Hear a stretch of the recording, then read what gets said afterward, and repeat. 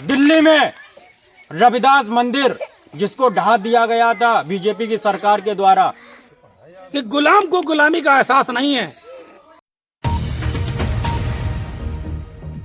नमस्कार, आप देख रहे RS समाचार। मैं हूं आपके साथ ओमकार कटरिया। जनपद कन्नौज की विधानसभा तिरवा क्षेत्र के अंतर्गत ग्राम रौसा में उपस्थित है, जहां पर आजाद समाज पार्टी व भीम आर्मी की टीम ने यहां पर एक सभा आयोजन की थी। उसमें सभा में कुछ नियुक्तियां और बहुजन समाज के प्रति एक रणनीति अपनाई गई थी, जिसमें हमारे साथ आजाद समाज पार्टी के जिलाध्यक्ष प्रभात गौतम, भीम आर्मी के जिलाध्यक्ष बीरू खरे हमारे साथ मौजूद हैं। मैं इनसे बात करेंगे आज क्या रणनीति अपनाएगी और क्या क्या यहाँ पर चर्चा हुई।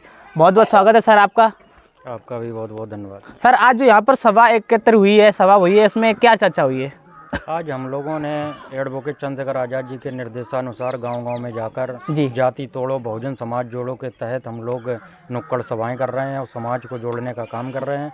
उसी के तहत में हम लोगों ने यहाँ पर अपने युवाओं में जो नियुक्तियाँ बांटी हैं उनको जिम्मेदारी दी है, जिसमें ख़ास तौर से विधानसभा अध्यक्ष की जिम्मेदारी तिरवा से हम लोगों ने शिव कुमार कठेरिया जी को दी है और भी तमाम युवाओं को हम लोगों ने जिम्मेदारी दी है। जैसे कि जिलाध्यक्ष जी आपने कहा कि जाति तोड़ो और समाज जोड़ो, क्या आपको लगता है कि संभव हो पाएगा कि जाति का जहर इतनी बुरी तरीक़ा से इस देश में फैला हुआ है, क्या लगता है एक जाति एकत्र हो जाएगी? नहीं, देखो, जो संघर्ष करता है तो वो कहीं ना कहीं उसमें उसका फल भी मिलता है जी। जिस तरीके से मानवर कांतीराम ने उस टाइम तो समाज जो था बिल्कुल ना तो शिक्षा थी ना जागरूकता थी, और उस समय में मानवर कांतीराम ने साइकिल से यात्रा कर और हज़ारों किलोमीटर की यात्रा कर उन्होंने शोषित वंचित SC BC और बहुजन समाज, पूरे बहुजन 85 समाज को जोड़कर एक माला बनाकर और उत्तर प्रदेश में 4 बार सत्ता स्थापित करने का काम किया है। तो हम लोग उनको आदर्श मानते हुए और हम लोग उनको प्रेरणा स्रोत मानते हुए हम लोग निकले हैं और मानवर कांतीराम जी के और बहुजन समाज के जितने भी महापुरुष हैं उनके सपनों को साकार कर ही हम लोग इसमें बहुजन समाज को जोड़ने का काम करेंगे। अध्यक्ष जी, किन निर्देशों पर समाज को चलना चाहिए, किन की रास्ता पे चलना चाहिए? जो निर्देश क्या, जो हमारे महापुरुष जितने भी महापुरुष हुए हैं बहुजन समाज में, उनके द्वारा बताए हुए रास्तों पर हम लोगों को चलना चाहिए और उनके बताए हुए रास्तों पर चलकर ही हम अपने समाज का, बहुजन समाज का उद्धार कर सकते हैं और अपने समाज के साथ जो शोषण अत्याचार होता है उसको कहीं ना कहीं रोक तभी सकते हैं जब हम लोग शिक्षित होंगे और जब हम अपने बहुजन समाज के महापुरुषों के बारे में जानकारी इकट्ठा करेंगे, उनके बारे में पढ़ेंगे, तभी हम लोग समाज के आगे बढ़ने की प्रक्रिया में गाँव में मेहनत करके लोगों को जागरूक किया और एक ऐसा नारा दिया नमो बुद्धाय। नमो बुद्धाय का इतना असर हुआ है जो आज लोग नमो बुद्धाय से इनको जानते हैं। तो सर, क्या कहेंगे इसके बारे में? लोग आपको एक पहचान के रूप में नमो बुद्धाय के रूप में जानते हैं, नमो बुद्धाय करते हैं, क्या कहेंगे इसलिए? भैया पत्रकार बंधु जी, मैंने समाज को ये कुछ नहीं दिया, ये समाज की ही कृपा है हम पे जो लोग नमो बुद्धाय करते हैं। और बाकी मेरा तो एक आंदोलन है, मैंने बहुत बचपन से एक कसम उठाई है, हम जहाँ भी रहेंगे, जैसे भी रहेंगे, जिस हालात में रहेंगे, चाहे जिस दल में रहेंगे, लेकिन अपना एक आंदोलन आगे बढ़ाते रहेंगे। सामाजिक परिवर्तन का आंदोलन मेरे अंदर वो चिंगारी है, मैं वो काम कर रहा हूँ आज भी। तो सर, जो आज प्रोग्राम या इससे क्या असर दिखाई पड़ता है? अरे 100% सक्सेस। हम लोग अभी कुछ ऐसी मायूस लोग हो गए थे, काफ़ी दिन से कोई कार्यक्रम नहीं हुआ था, एक नई ऊर्जा मिली है भीम आर्मी के पदाधिकारियों का आने पर, एक बहुत नई ऊर्जा मिली है, लोग उत्साहित हैं। निश्चित तौर पे वो हम लोगों के सहयोग से आगे काम करेंगे। सर, आगे चल के क्या लोगों में दिखेगा कि सत्ता परिवर्तन होगी? बिल्कुल बिल्कुल, हम लोगों का जो अब तक यहाँ रहा उससे बहुत कई गुना आगे बढ़ के हम लोग सत्ता परिवर्तन में प्रयास कर रहे हैं और करते रहेंगे। देखिए, बहुत बहुत धन्यवाद प्रधान जी। और ये थे हमारे साथ प्रधान जी। कहीं ना कहीं लोगों में जागरूकता का असर दिखाई पड़ रहा है और इनका वादा है कि समाज को जागरूक करके मैं सत्ता परिवर्तन करने का पूरी तैयारी जुटाए हुए हैं। और RS समाचार के साथ कन्नौज ओमकार कठेरिया की रिपोर्ट। जागरूकता का अभियान चला रहे हैं, गांव-गांव जाकर लोगों को जागरूक कर रहे हैं और हमारे साथ में भीम आर्मी के जिला अध्यक्ष भी मौजूद हैं। सर, आज ये जो सभा यहाँ पर एकत्र हुई है, इसमें क्या जागरूकता का असर दिखाई पड़ा? नहीं, जागरूकता का पहले ही असर दिखाई पड़ रहा है, क्योंकि अभी हमारे प्रभात गौतम जी ने कहा है जी कि यहाँ के समाज तो पहले से ही जागरूक था। जी, यहाँ पर जो है ना कहीं न कहीं पहले से ही ईंधन इकट्ठा था।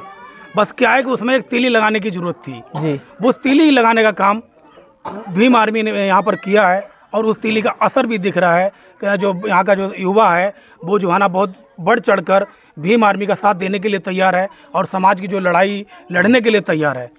जैसे ही आप यहाँ से जाएंगे, आपने तो तीली लगा दी, जैसे ही यहाँ से जाएंगे ऐसा तो नहीं कोई दूसरा पानी डाल दे उस पर? नहीं, ऐसा होने वाला नहीं है। जैसे कि जो हमारी जो भीम आर्मी संगठन है जी। जहाँ पर जो तीली लगाती है फिर उसमें कोई उम्मीद नहीं बचती है कहीं भी कि उसमें किसी की दाल गल पाए और कोई दूसरा पानी डालने का काम कर पाए। जी। तो सर आज के प्रोग्राम में क्या लोगों में असर दिखाई पड़ा, क्या लगता है आपको आगे चल के समाज में जागरूकता दिखाई होगा? नहीं, बिल्कुल। आज जो रौसा में मीटिंग हुई है जी, और मैं बहुत बहुत धन्यवाद देना चाहता हूँ हमारे जो राम रतन प्रजापति जी हैं, उनके सौजन्य से यहाँ पर मीटिंग का आयोजन हुआ और हम लोगों को सौभाग्य प्राप्त हुआ जो यहाँ पर रौसा में हम लोग आए। ठीक है, और मैं बताना चाहता हूँ हमारे प्रधान जी जो हैं बहुत ही जागरूक हैं और समाज में कहीं न कहीं मैं यहाँ के लोगों से कहना चाहता हूँ कि प्रधान जी से कुछ ना कुछ सीखिए और अपने बहुजन समाज के जितने भी महापुरुष हुए हैं, मैं आपको बताना चाहता हूँ कि जो कौम अपना इतिहास नहीं जानती है वो अपना इतिहास कभी बदल भी नहीं सकती है और अपना इतिहास लिख भी नहीं सकती है। देखिए ये थे भीम आर्मी के जिलाध्यक्ष और हमारे साथ में यहाँ के पूर्व प्रधान राम रतन जी उपस्थित हैं। इनसे भी आपको ये स्वीकार नहीं आप कर पा रहे कि आप सूद हैं। इसके अलावा कोई नहीं था। ये व्यवस्था कहाँ से है? ज्यादा हम इतिहास में नहीं जाना चाहते कि ये किसने जाति व्यवस्थाएं दी हैं, ये नहीं पता है। मैं बहुत ज्यादा नहीं पाया। उस पुस्तक का नाम भी मैं लेना पसंद नहीं करता हूँ जिस पुस्तक में ये 7473 जातियों की व्यवस्था है, उस पुस्तक का मैं नाम भी नहीं लेना चाहता हूँ। वो कोई ग्रंथ नहीं था, वो सिर्फ आपको गुलाम बनाने का उनका षड्यंत्र था और आज हम उसी में उलझे हुए। बाबा साहब ने कोई ये थोड़ी शेड्यूल कास्ट के लिए व्यवस्था दी है। आज बहुत से लोग कह देते, जैसे हम ही कहें जय भीम कर दें या नमो बुद्धा कर दें, लोग हमसे कहेंगे अरे दूसरे बाप से बाप कह रहे। आप अपने बाप को पहचानते कहाँ हो? असली तो बाप आपका वो है जो आपको खाने के लिए व्यवस्था करे, बैठने के लिए व्यवस्था करे, आप कपड़े पहनने के लिए आपके सम्मान की सुरक्षा करता। असली बाप वो है। आप पता, गुलाम जो है वो गुलामी का एहसास नहीं है। क्यों ना गुलाम को गुलामी का एहसास करा दिया जाए, वो खुद ब खुद पेड़ अपनी पैर की जंजीर को वो खुद ब खुद काट देगा। किस गुलामी की बात की? शिक्षा की बात की। 1 जनवरी 1848 में हम सब के लिए पहला स्कूल खोलने के लिए महाराष्ट्र में छत्रपति साहू महाराज के यहाँ पहला स्कूल खोलने का काम ज्योतिराव महात्मा फूले ने किया हम सब के लिए।